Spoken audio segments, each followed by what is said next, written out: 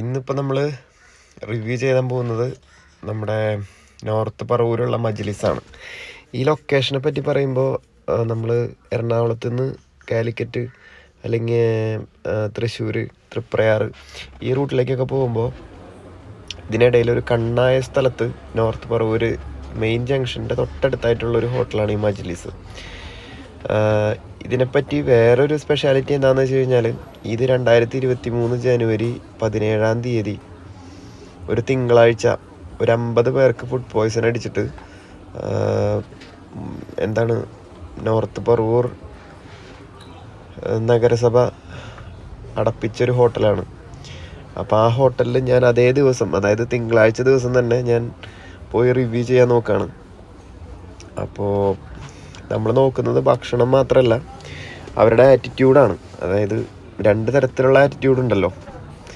ഈ ബിസിനസ് ചെയ്യുന്ന ആൾക്കാരുടെ ആറ്റിറ്റ്യൂഡും പിന്നെ അല്ലെങ്കിൽ ഈ ഫുഡിനോടൊരു സ്നേഹം കാണിക്കുന്ന ഒരാൾക്കാർ, അതായത് പൈസ കിട്ടുന്നതിലുപരി അതിലൊരു സന്തോഷം കിട്ടുന്ന ആൾക്കാരുണ്ട് ഭക്ഷണം കൊടുക്കുമ്പോൾ അല്ലെങ്കിൽ ഭക്ഷണം പ്രിപ്പയർ ചെയ്ത് കൊടുക്കുമ്പോൾ. അത് ഇങ്ങനെയുള്ള വലിയ ഹോട്ടലുകളിൽ എത്രമാത്രം ഉണ്ടാകുമെന്ന് എനിക്കറിയില്ല. എന്നാലും നമ്മൾ അതും കൂടി അസസ് ചെയ്യുന്നുണ്ട്. ഇപ്പം നമ്മുടെ ആവശ്യം ആറ്റിറ്റ്യൂഡ് ആൻഡ് ഫുഡ് ക്വാളിറ്റി, പിന്നെ പ്രൈസിങ്, ഇതാണ് നമ്മൾ പറയാൻ ഉദ്ദേശിക്കുന്ന കാര്യങ്ങൾ കേട്ടോ. അപ്പം ഞാൻ പോയത് തിങ്കളാഴ്ചയാണ്.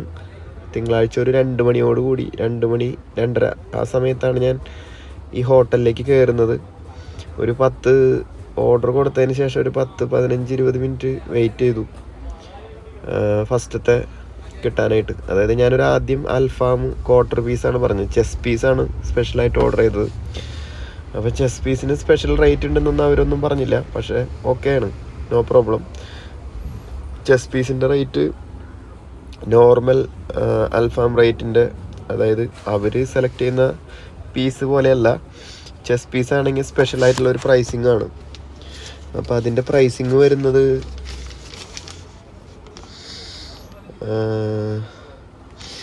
എവിടെയാണ് അതിൻ്റെ ബില്ല്?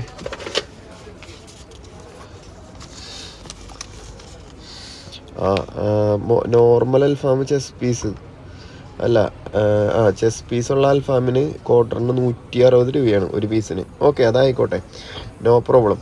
അങ്ങനത്തെ 2 പീസാണ് ഞാൻ മേടിച്ചത് കേട്ടോ.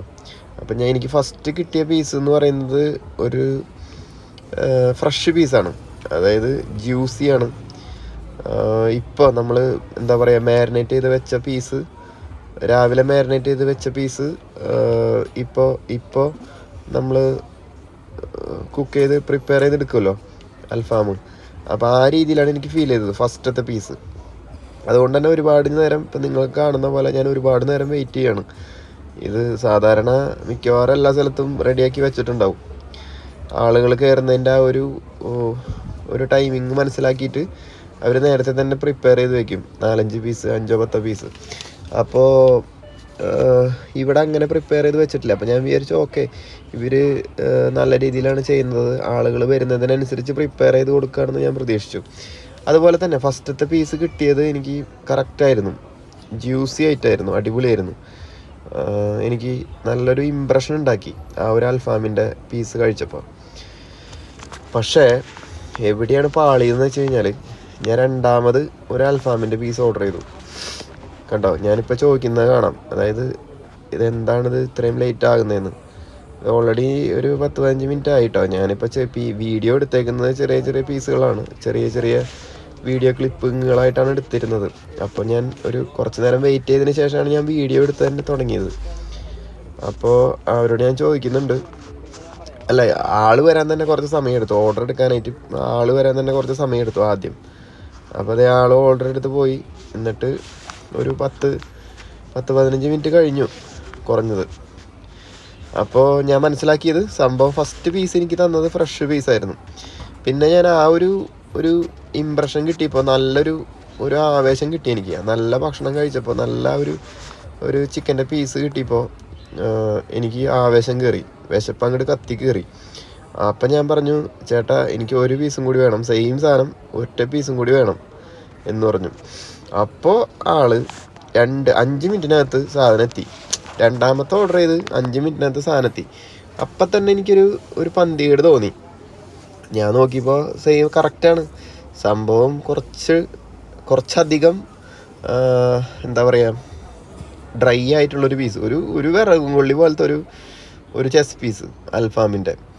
അതായത് നമ്മളിങ്ങോട്ട് പിച്ച് കീറി എടുക്കണം. അതിനകത്ത് എന്താ പറയുക, ഫ്ലഷ് നമുക്ക് ഭയങ്കര ഡ്രൈ ആയിട്ട് ഫീൽ ചെയ്യുന്നു.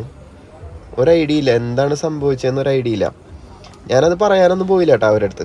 കാരണം നമ്മൾ ഓൾറെഡി വീഡിയോ ഇവരെ പറ്റി മനസ്സിലാക്കാൻ വേണ്ടിയിട്ടാണല്ലോ കയറിയേക്കുന്നത്, അതിൻ്റെ ഒപ്പം വിശപ്പടക്കാനും.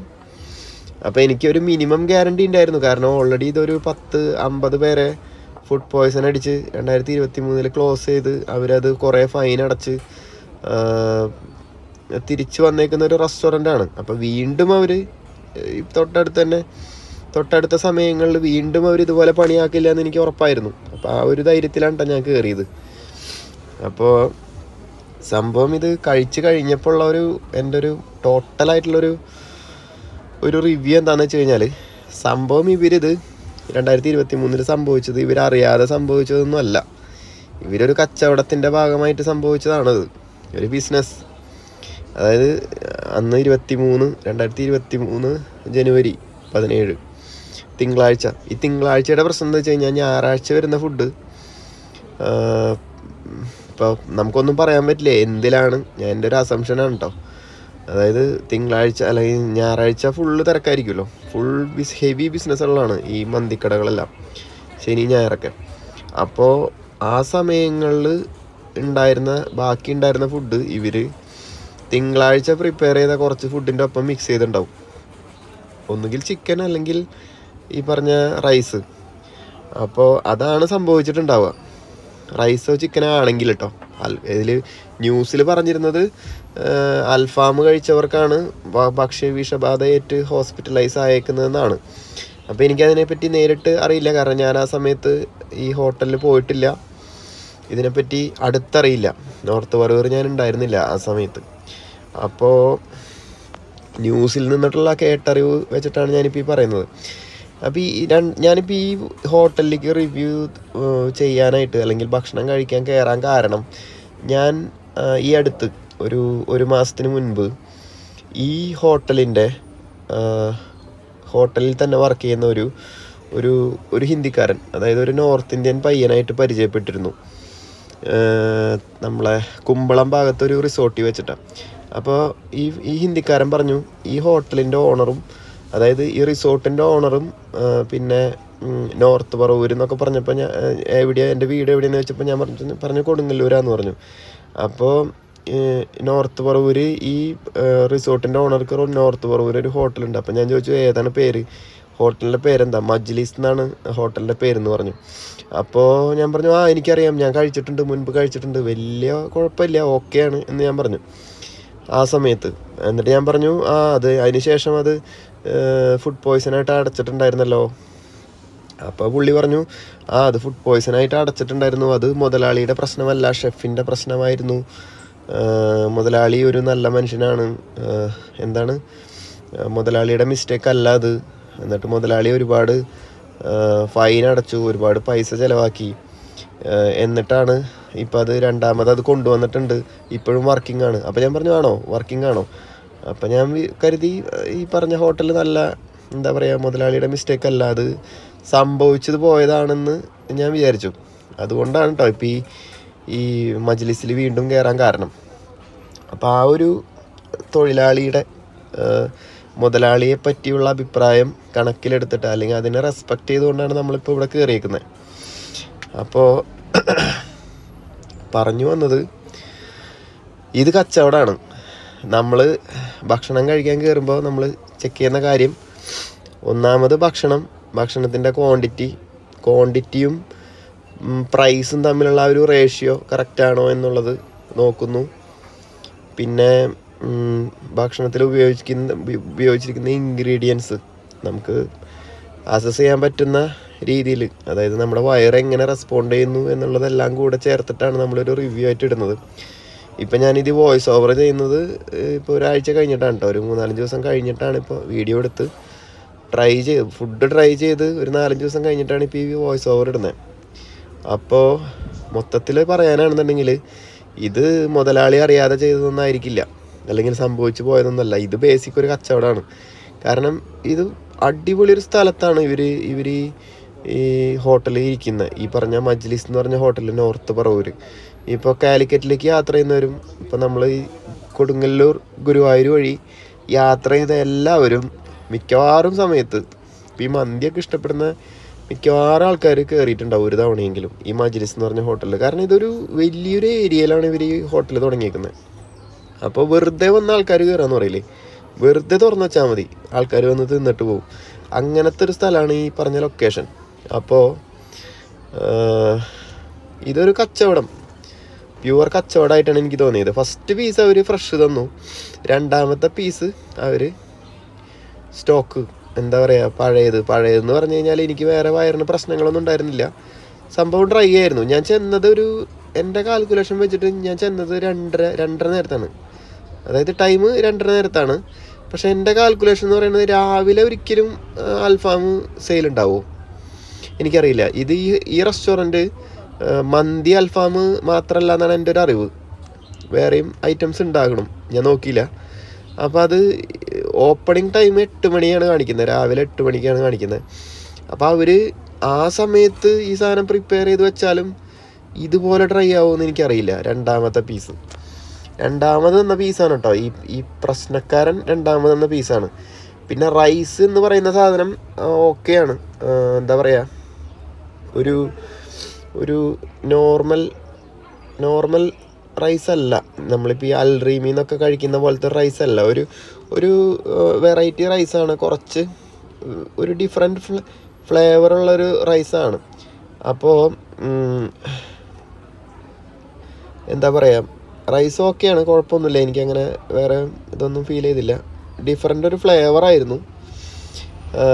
പിന്നെ ബേസിക്കലി നമ്മൾ ഈ അൽഫാമിൻ്റെ കൂടെ കിട്ടുന്ന ഈ കുബൂസ് ഉണ്ടല്ലോ, ചില സ്ഥലത്ത് 1 കുബൂസ് കിട്ടും, ചില സ്ഥലത്ത് 2 കുബൂസ് കിട്ടും.